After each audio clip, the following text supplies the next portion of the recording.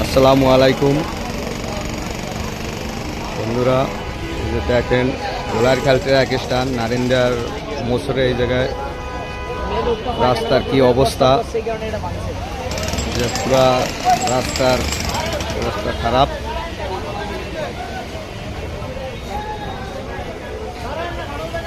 তো ভাই আপনি কি এই জায়গা?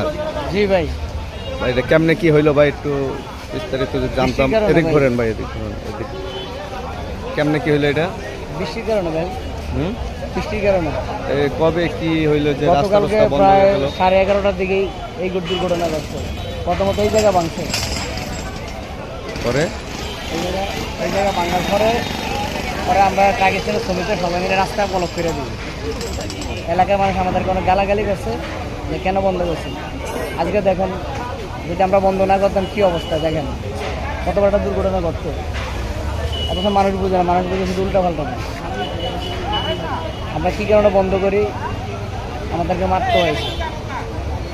এগুলিকে মানুষের অবস্থা, উপকার করতে গেলে এই সমস্যা হয়। এখন দেখেন, যদি আমরা কালকে রাস্তা বন্ধ না করতাম তাহলে রাত্রি বড় ধরনের দুর্ঘটনা ঘটতো।